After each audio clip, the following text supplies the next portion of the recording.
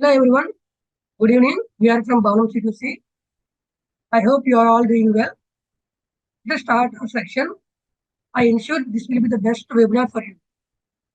Before starting the webinar, let me give you a small introduction about the sponsor of this webinar, 𝗪𝗵𝘁'𝗀. 𝗪𝗵𝘁'𝗀 is a ISO certified company providing comprehensive profession consultancy to construction services and cooperative training services by IIT gold medalists and architects in the field of civil engineering. Our main objective is to introduce student community industry experience and learning to enhance the skill set and opportunity for every civil graduate to provide our clients with the best possible world-class outcome. Now, moving to the section, let me give you a small introduction about the instructor of this webinar. He is Ubaid Bashir sir. He is a senior structural engineer. He worked as a structural engineer for many central and state government projects. Worked for many high-rise buildings.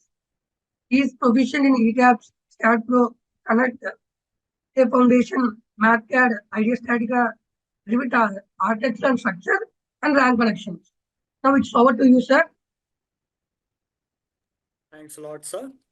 So, good evening, everyone. Am I audible? Yes, sir. Yeah. So, kindly allow me to share screen.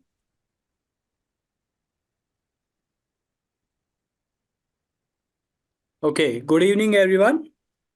I hope all of you are doing good. Hello? Yes, sir, you can. Yeah. Okay. So, मैं हिंदी में बात करूं और English और bilingual both? English, sir. English only? Okay, sir. Yeah. Okay. So my introduction has been given by sir. So let me introduce myself. I'm working as a senior structural engineer. So I have done projects across all the globe. Like I'm familiar with IS codes. I have done few projects based on ACI codes also. So today we are here for foundation design. Hello, kindly mute yourself.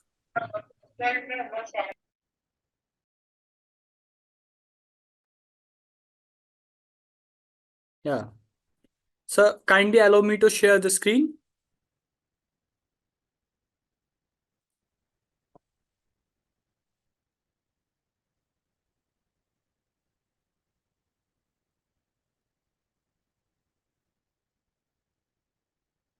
Yeah. Yes, sir, done. You can continue. Okay, sir.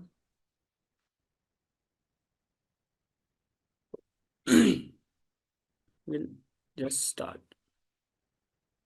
Okay.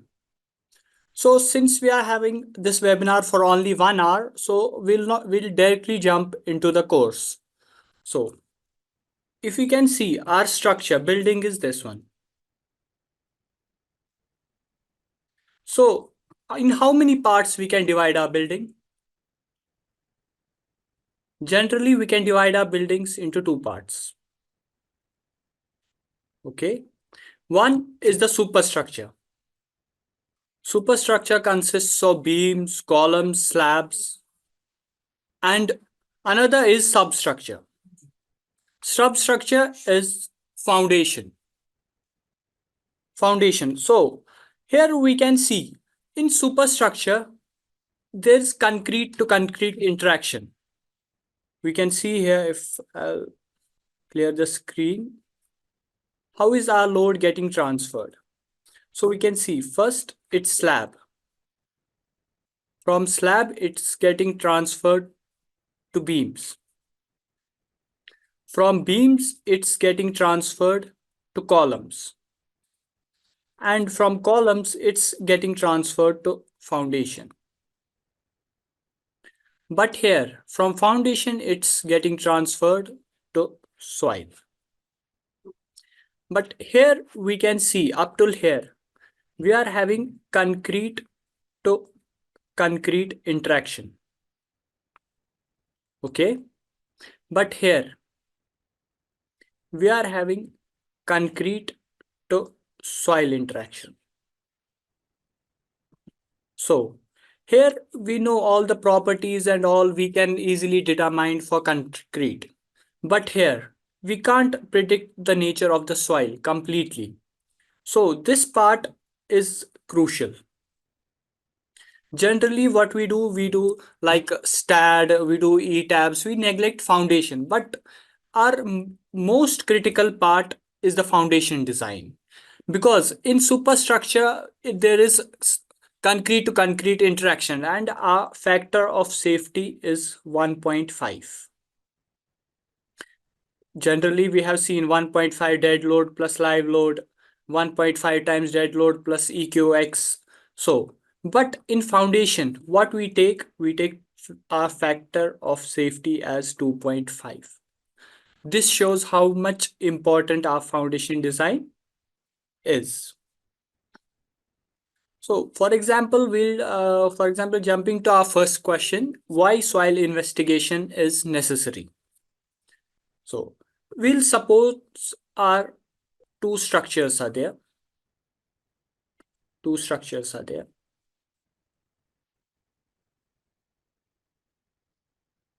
They are in two structures are there.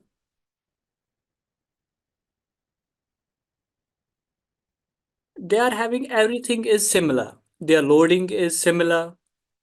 Their site conditions are similar. Like their environment, like they are lying in, for example, they are lying in Himalayan region. That's the high seismic zone. That's zone 5, 0.36. High seismic zone is that everything is similar. Will they have same superstructure? So their superstructure would be same because everything is similar. Dead load is similar, live load is similar, like type sizes of beams, columns, everything is similar. So, but can we say the same for substructure? Substructure? No, we can't say. For example, what happens that soil profile changes everywhere. For example, this was our structure 1. It was lying on soil, hard strata.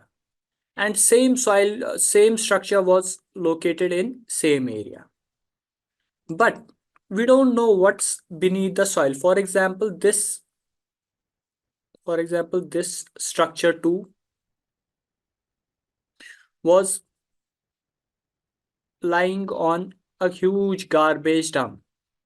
For example, garbage dumps are there at many places. So this was located on huge garbage dump. So here we found hard strata easily, but at this place, our hard strata was here. So what happened that our soil profile changed. So we can conclude that our superstructure can be same if all the parameters are same, but we can't say that our substructure is same. So this gives us importance of why we need geotech report, soil bearing test. So while soil bearing test is important. So first point was we will know what's beneath the soil, that's soil profile. Soil profile. For example, now second, water table. Okay, second point we'll take as water table. So it gives us at what depth the water is found. Suppose this was our same structure. This was our same structure. And our water table was somewhere, this was around at 2 meters depth. This was at 2 meters depth, but our water table is only at 1 meter depth. We all have read that water exerts an upward pressure. What do we call it? We call it buoyant force. So this buoyant force will try to move the structure upwards. Suppose if we haven't considered this upward pressure in our modeling, that upward case we haven't modeled. So what happened? The structure will move up Many are cases that we have come across that structure comes to us. What happens that the structure is not designed for upward force. So that happens, for example, this was the dead load of the structure, and this was the upward pressure due to water. If our upward pressure is greater than dead load, if our upward pressure due to water buoyant force, what you call, is greater than due to dead load, what happens that our structure will tend to move up. Okay, that our structure would tend to move up. I'll give a similar example of this. Suppose in wind load, you might have seen this case, wind load. So when wind flows inside the building, it tries to move the roof up. Suppose our roof is lighter. So what would happen that it would try to take the roof out of the building. Similar case you can assume here. What we have assumed that this was our building and this was the upward pressure, and the dead load was upward pressure is greater than dead load of the structure. So if we need to, for example, this dead load was lesser, it will cause failure. And another important thing is, like in superstructure, if for example our column sizes, suppose the client usually what happens, the client tells no, I want to increase. For example, it was designed for G+3 building or G+10 building. So client says no, I want to increase it to G+12. G+13. For superstructures, it's not that much an issue. What we can do, we can easily increase the column sections, we can do the retrofitting. But in case of foundations, it's very crucial, because even if, for example, even this is our column. So a building is composed of a number of columns. Even if this column would fail, so the failure would be only localized. It won't be throughout. For example, this was our this column, this was our this column. But if something happens to the foundation, the structure would come down as a whole. So where were we? For example, this was our footing, and it was not designed for upward pressure. So what would happen? Our structure would tend to move. In this scenario, what we need to keep, our dead load should be always greater than upward pressure. These are the checks that we usually do in STAD. But for this, we need geotech report. This would indicate us at what depth our water is. So 2 points we got. First one was soil. We know the soil characteristics, that whether hard strata is there and soft strata is there. Another one was water table. And the third one, what we can see is chemical properties. Chemical properties. What do you mean by chemical properties? For example, there are with water, there are sometimes sulfides, chlorides, and another harmful chemicals that deteriorate the concrete and rebar. So in those cases, that may cause damage to our structure. So in that situations, what we do, we treat it with lime solutions. We have done with it lime solution. In short, we'll remember that our soil acts as spring. Okay, our soil is not rigid, it behaves as spring. It's not rigid, our soil behaves as springs. For example, load P is equal, reaction would be developed P. So what are the objectives? Objectives are usually what? Site selection. Site selection is not in our hands. Sometimes it depends on client's budget. You can't control it. So, but site selection can be like important parameter, like we are designing a big hydropower project. So that time site selection plays an important role. Usually for small structure, it's not in our hands. It depends on client. Another one was mechanical properties. What do you mean by mechanical properties? Mechanical properties means subgrade modulus, bearing capacity, uplift, that we just talk about what is uplift and all. These things we'll know. Another one is chemical properties. So chemical properties, it would give us like different sulfides are there, chlorides are there, aggressive chemicals. Like for example, few chemicals are there that causes deterioration to the reinforcement. Another one, what we can say is like slope stabilization. For example, a building is lying on an inclined slope. A building is lying on an inclined slope. For example, we constructed it. The structure would have some dead load. Whether the slope is so much stable that when a dead load of the structure is applied on the slope, so there won't be any failure. In those cases, we need to do slope stabilization.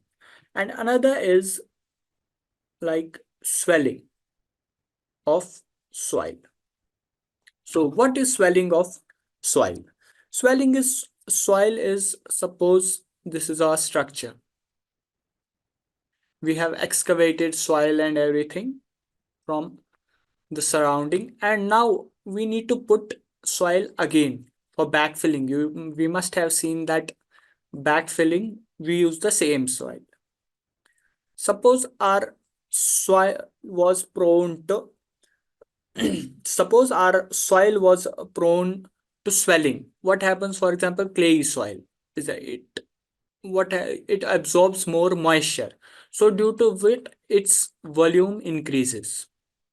Its volume increases. So this increase in volume would cause more pressure on the structure.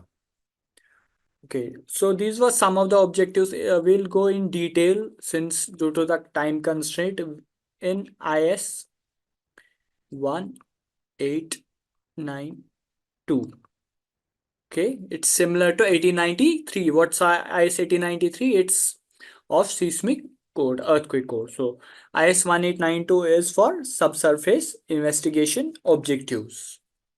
Okay, now we are having different types of soil tests. One is the field test is there.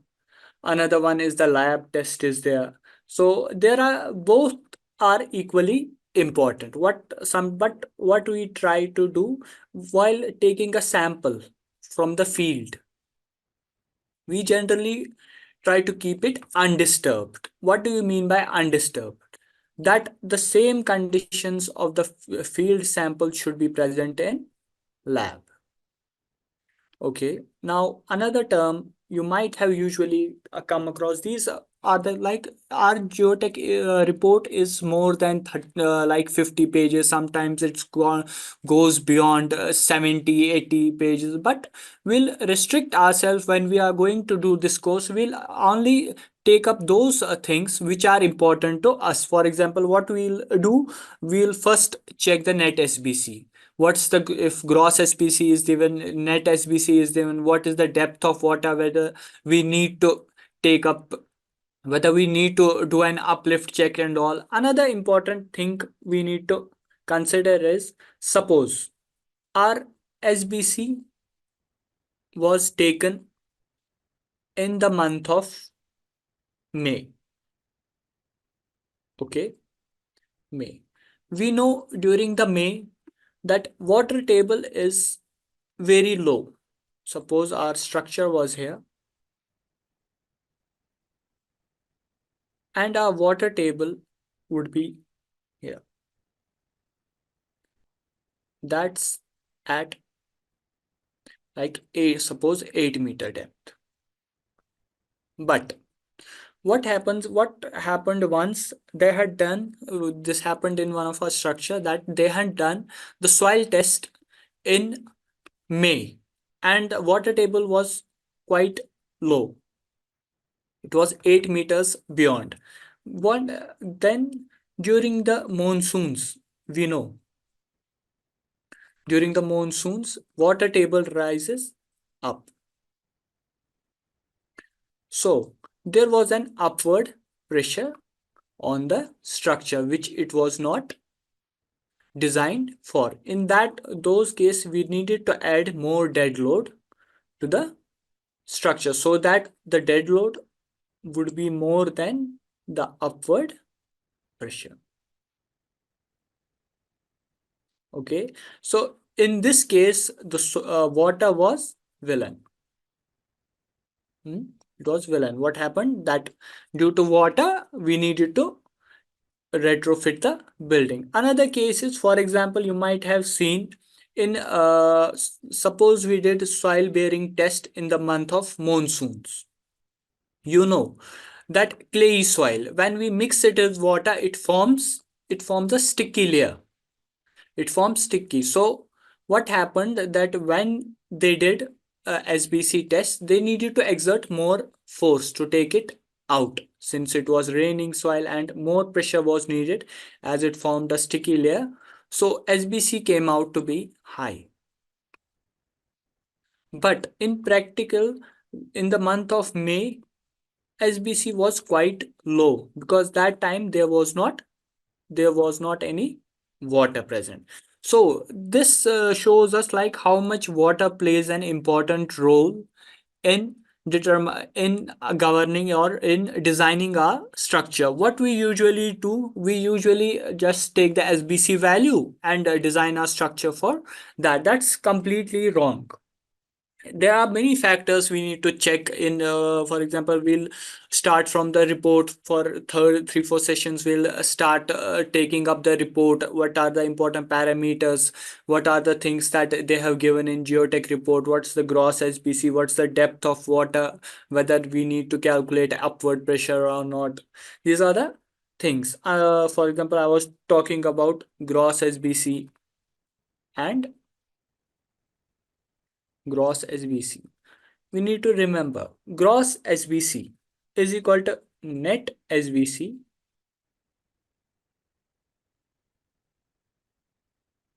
plus overburden pressure. Okay, gross SBC is equal to net SBC plus overburden pressure. So let us try to understand with an example, because when we try to understand anything with an example, we try to remember it more. Suppose this is our foundation. This was our foundation. Suppose it lies below 3 meters. It lies below 2.5 meters. And the thickness of the foundation is 0.4 meters. So what's from here to here? Here it would be 2.1. 2.1 is the backfilling. Okay, 2.1 was backfilling, 0.4 was thickness of the foundation, 2.5 was overall depth. So we need to know what is the overburden pressure. Overburden pressure is what's the density of the soil. We know the density of the soil is 16 kilonewton per meter cube, or 1.6 ton per meter cube. 1.6 ton per meter cube. Okay, so what we'll do 1.6 kilonewton per meter cube into what's the height for which soil is there. Soil is up to the depth of this much. Soil is up to the depth of 2.1. Okay, 2.1. So it comes around 1.6 into 2.1. It comes around 3.3, 3.36. Okay, so here this was a meter and this was meter cube. So it comes around ton per meter square. So what we can say this overburden pressure is? Overburden pressure, we simply remember it's the dead load. It's the dead load of soil. So how do we calculate it? We'll calculate it by density of soil. Okay, we'll simply calculate it by density of soil multiplied by 2.1. That's the height. Suppose soil was not there. Soil was not. In place of soil, there was another. This thing was getting replaced by granular subbase or another things. What we can refer? We'll always refer codes. What thing is, since our code is like there are so since us like engineering, civil engineering, it's quite vast. So we'll always try to remember codes. We just need to remember codes. Whatever the dead load or something would be there, we'll just refer codes. Suppose we need density of anything, we'll just refer to IS 875 part 1. Suppose we need the density of broken bricks, that comes around 10 kilonewton per meter cube or anything. We'll always try to refer codes. When we'll do the designing, we'll refer codes. We'll say this value comes from this. So suppose in case here we took a simple example, here we took soil. In case this soil was getting replaced by any other material, so we'll just jump to this code and find the density of that material. So how did we calculate overburden pressure or dead load of the soil?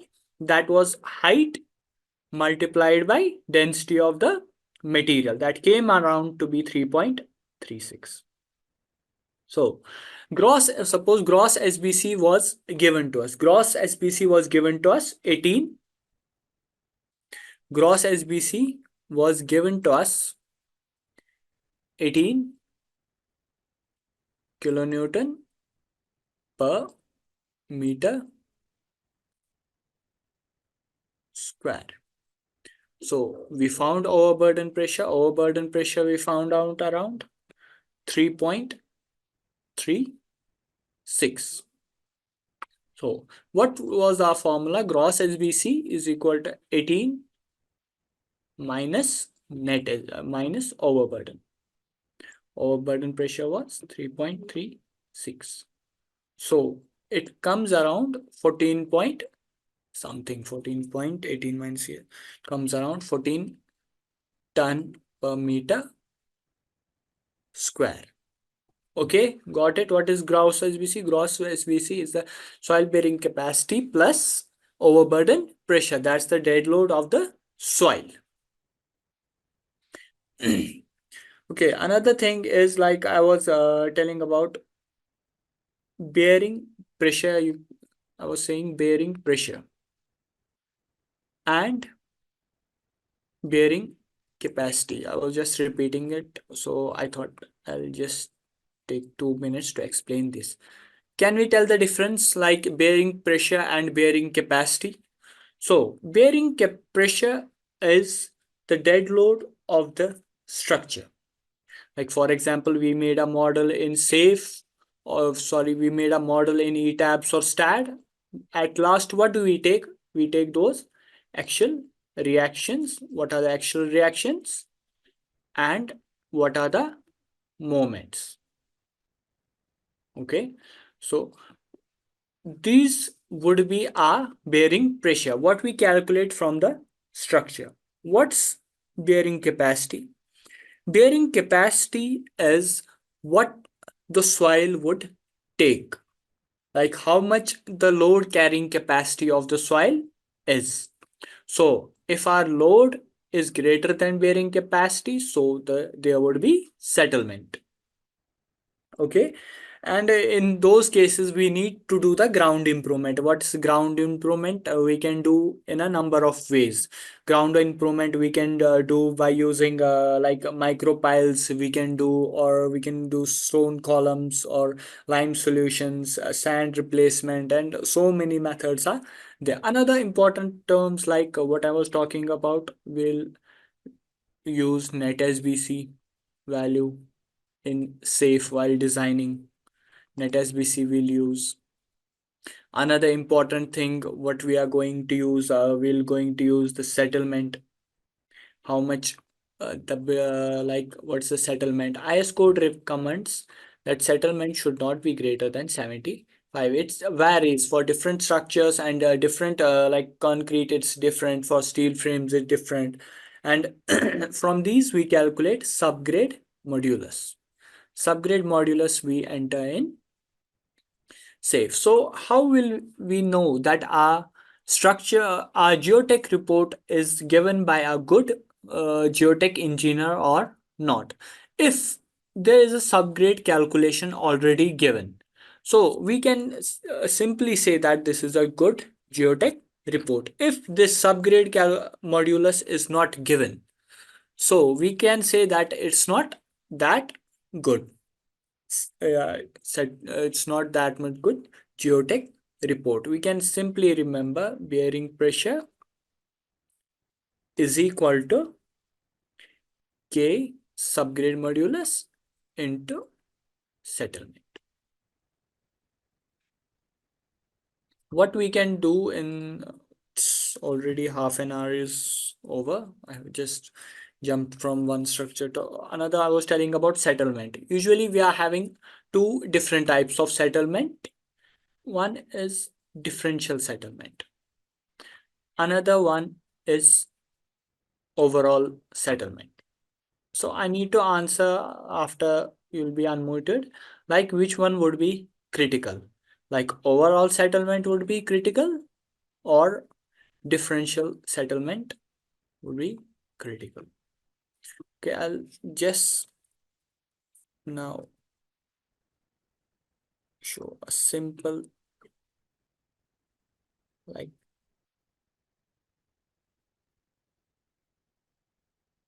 safe. For example, this is a, try to move it here. Okay, this is a simple, first let me open another one.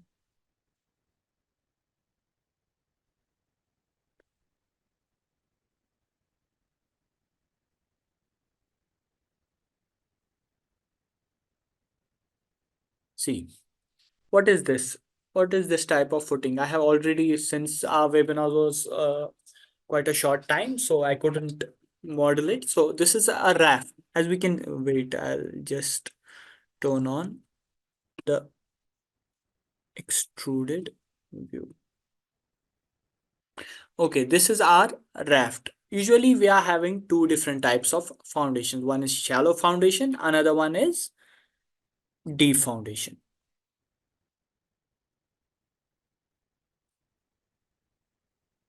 So when do we use like shallow foundation? If our hard strata is at like lower level, we don't have to go deep inside. That times we can go for shallow foundation. Now there is a raft. Usually what we do, we try to focus on like isolated footings, combined footings, and we don't use that much raft in most of the hard stratas. But the raft has an advantage over uh, those isolated footings and combined footing. But as I was saying about the differential settlement, here there won't be any differential settlement, as our whole structure would try to settle as a whole.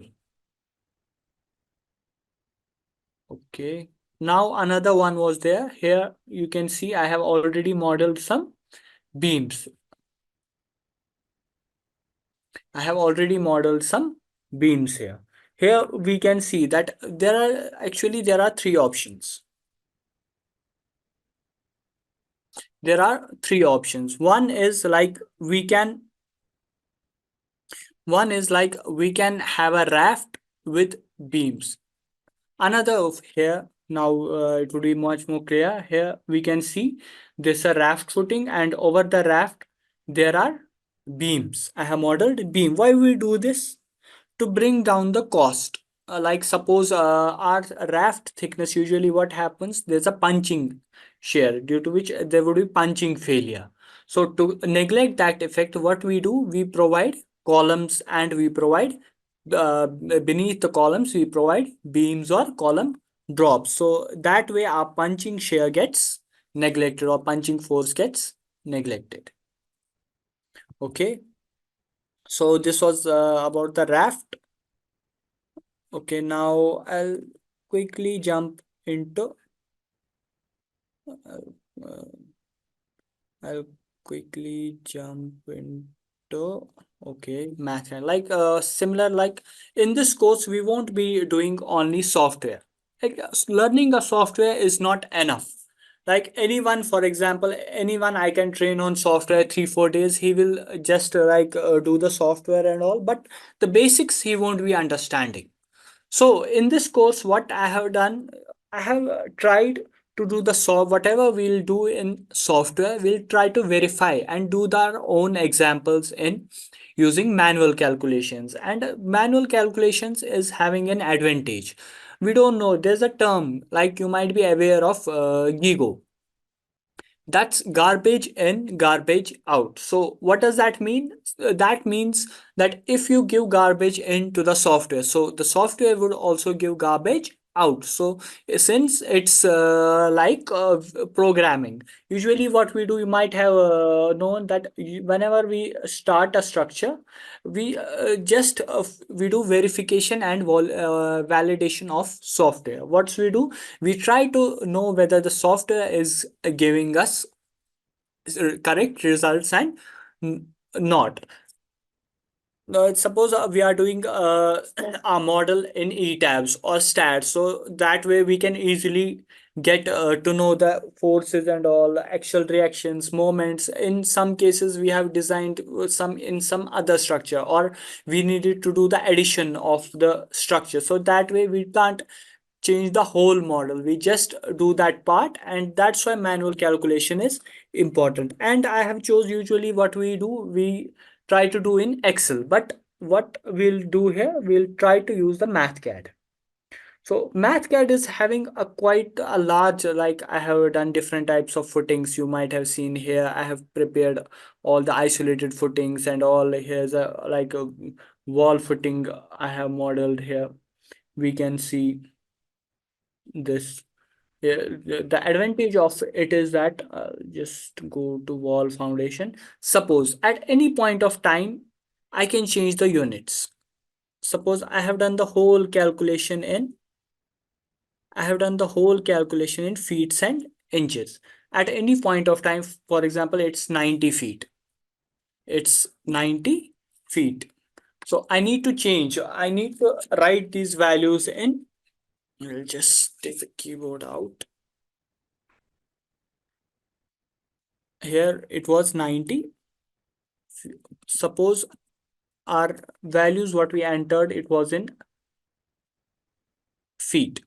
Okay, so now I want all the values and all I want in SI units. I have written in me, I just need to type is equal to, and it gives me values in meter.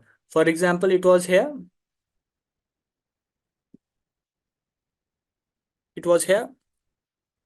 145 PCF. Now I want the values in kilonewton.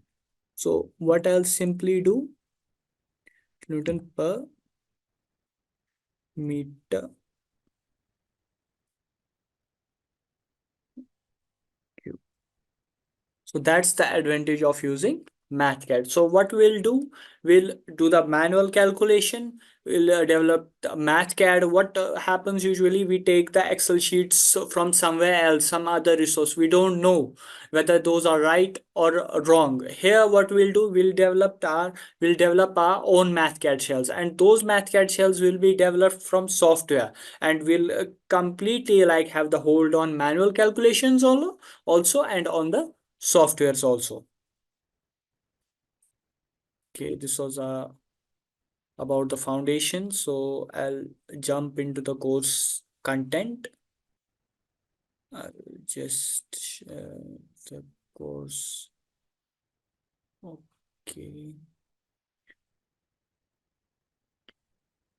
Okay, here is the course content. From starting, we won't jump directly into the software. First, what we'll do, we'll try to understand the basics. What we'll try to understand, what are the geotech parameters. We won't go completely deep. Whatever is of our use, what I always like in teaching, whatever is of our use, we'll study that one also we'll study that one only. We won't go deep into something that's not relevant to us. As we all know, like if we'll start studying all of, we'll never finish. So I have designed this course as such that we'll have complete hold of the theory part also, we'll go into software part also, and it's not too much lengthy, like 20 it would be around 20 to 22 hours. It would be complete course, and it would include all the different types of footings also. It will try to we have developed our own Mathcad shells, safe, different types of foundations also we would have developed. And we would have, like for example, what happens, like we focus on STAD or ETABS only, we neglect the foundation. Suppose tomorrow you want to take up your own consultancy, you want to, so that times you can work independently. Here, what suppose are geotech parameters, what are necessary, soil properties are there, like we talked about chemical properties and settlement and all, and bearing capacity, soil classifications, different types of foundations are there, and understanding the design principles, load calculation, how we do the load calculation, soil structure interaction that I told, like it's too much like important. The factor of safety we are taking 2.5 here.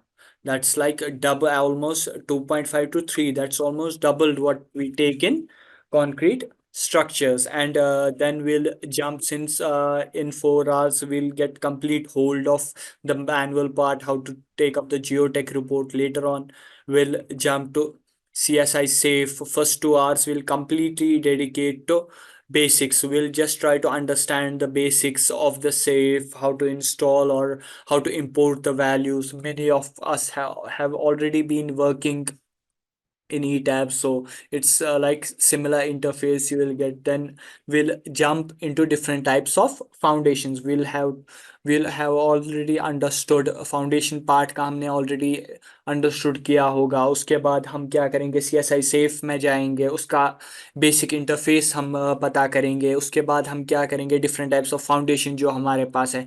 हमारे पास जो already है, एक तो shallow foundation है. Shallow foundation में हम isolated footing को देखेंगे. फिर कंबाइंड फुटिंग हम कब देंगे, इसी के साथ हम राफ्ट फाउंडेशन कब देंगे. और फिर हम जाएंगे डीप फाउंडेशन में, या वॉल फाउंडेशन है. डीप फाउंडेशन में हम कौन सी देखते हैं, पाइल देते हैं, राफ्टेड पाइल देंगे हम. और इसमें क्या हम देखेंगे, वॉल फाउंडेशन हमें कब देनी है. मतलब यूजुअली क्या होता है कि यूजुअली हम वॉल फाउंडेशन, फॉर एग्जांपल ये हमारी वॉल है, ये हमारे स्ट्रक्चर पर एज अ यूडीएल, हम जब वॉल लोड कैलकुलेट करते हैं, हम क्या उसको एज्यूम करते हैं, यूडीएल. तो इसके लिए हमें वॉल फाउंडेशन कंटिन्यूअसली देनी है. ठीक है.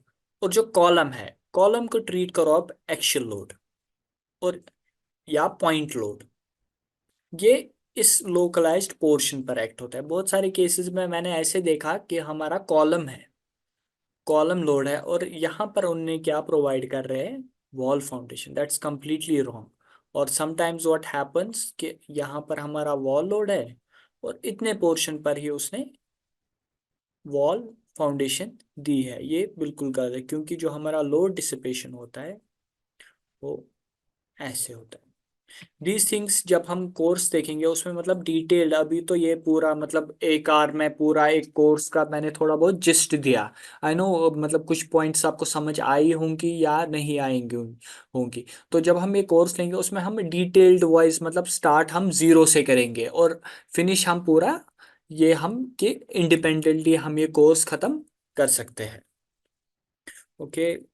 सो आई थिंक और इसमें मतलब हम साथ साथ क्या करेंगे, हम कोड की रेफरेंस, और इसमें हम मतलब सेफ यूजुअली क्या है, मतलब जो रैफ्ट है, रैफ्ट हमारी एक हिसाब से सेफ ही है, रैफ्ट हमारी एक हिसाब से स्लैब ही है। अब फॉर एग्जांपल ये रैफ्ट है हमारा, इसमें मैंने ऑलरेडी बोला जो सॉइल हमारी स्प्रिंग बिहेव करती है, तो इसमें अपवर्ड प्रेशर होता है। तो जो स्लैब होती है उसमें हमारा लोड ऐसे आता है, ठीक है। तो इसमें हमारा लोड, ये हम रैफ्ट क्या ट्रीट कर सकते हैं, इन्वर्टेड स्लैब। तो इसमें कोई भी, क्योंकि हमारा सेफ में ऑप्शन आता है डिजाइन एज स्लैब और डिजाइन एज रैफ्ट। तो जब मैंने ये एक्सरसाइज एक की, तो एक मैंने safe slab design as a slab design किया, और दूसरे में मैंने एज अ रैफ्ट डिजाइन किया, तो रिजल्ट्स उसमें सेम ही आ गए। ओके, सो कुछ I think already it's 7:50। I think any questions from your end? I'll stop sharing.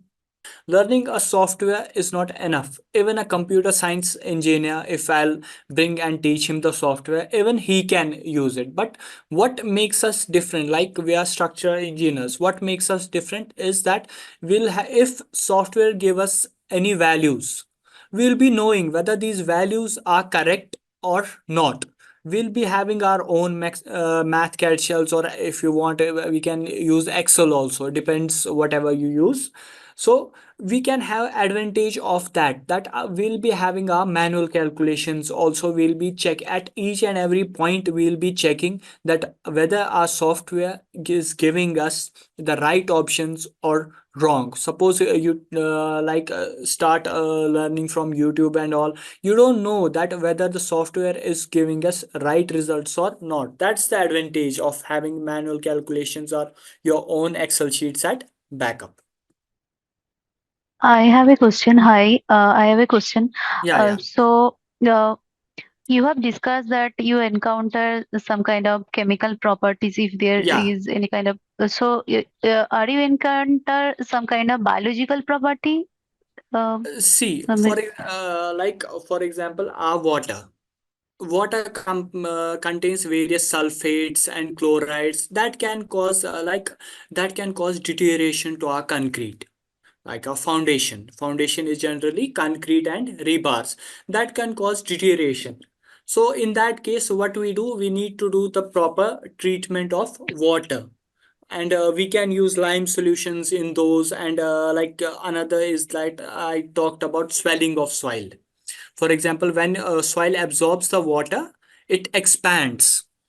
So what happens, it more type of load, more type of pressure gets exerted on the structure. So these are some of the harmful effects we need to know. That's why our geotech report is important. In geotech report, it gives us complete profile, like soil chlorides content of water is this much, sulfate content is this much, whether there are any aggressive chemicals in soil or something. okay, thank you.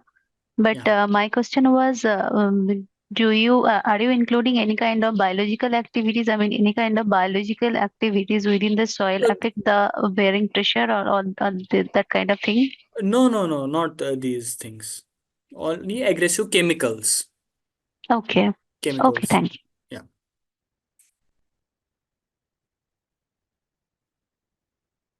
Any other question?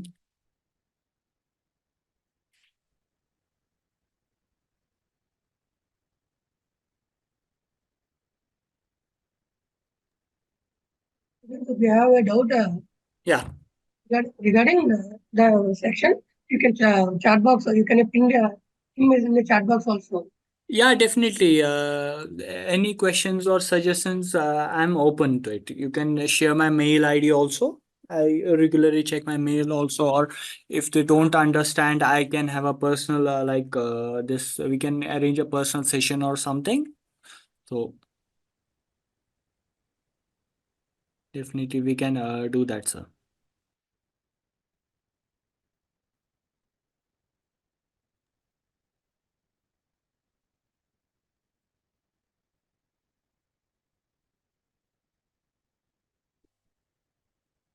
Okay, any one of you is currently working in any consultancy or something?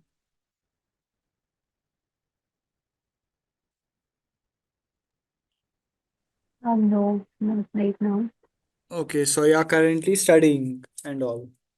What happens usually is like we neglect the foundation. Like as the name suggests, foundation is the basic. We just focus on our superstructure. We just focus on our like superstructure, designing of beams, designing of columns, designing of slab.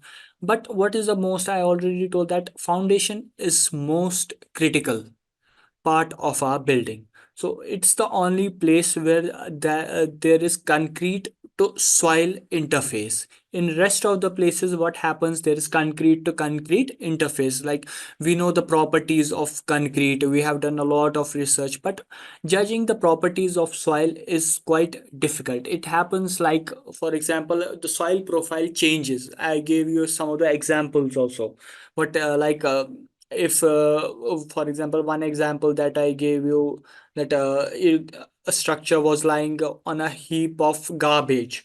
So these much things are quite important, and if anything happens to the foundation, the whole structure would come down. That's why what I always suggest is, don't just learn software, develop your own like Excel's. Not telling you about the Mathcad. Why? But because it's quite easy. At any point of time, you can change the units and all. It's quite simple to use.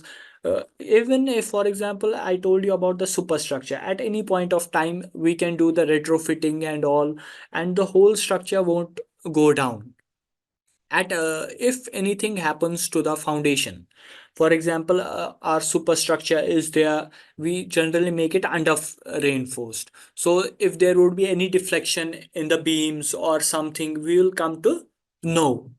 But if anything happens to the foundation, we won't come to a know. The whole structure would come down in one go. You can also see in a various types, if you can Google or something, you can just see like how the structure comes down if there is any failure in the foundation in one go. What happens, what happens usually?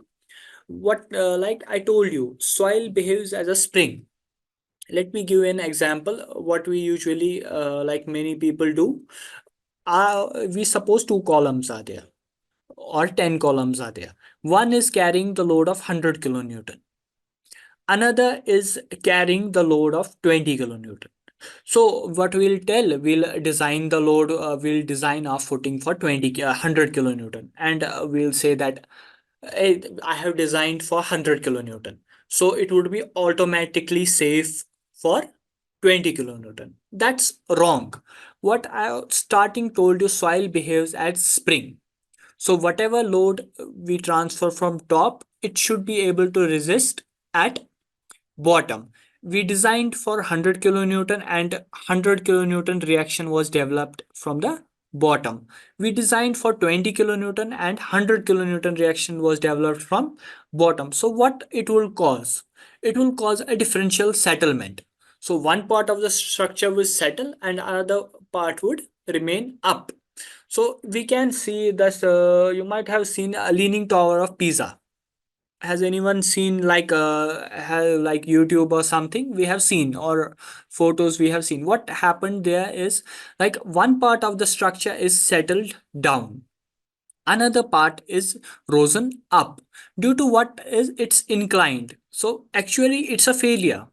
It's not something, and usually we what we do, we tell it's an engineering marvel, but it's not engineering marvel, it's a failure. Our structure is settled more on one side, another side it's not settled. So what happened is, that's why it's inclined. So that's why I'm saying that differential settlement is very harmful to the structure. If a structure would settle, it would settle down as a whole. But in differential settlement, what happens is, like, one part of the structure would remain up and another part of the structure would remain down. Okay, we'll see that in the course in detail, like differential settlement is there, how we can avoid those things and all, how we can design the structure for uplift and all the checks and all. We'll take up those.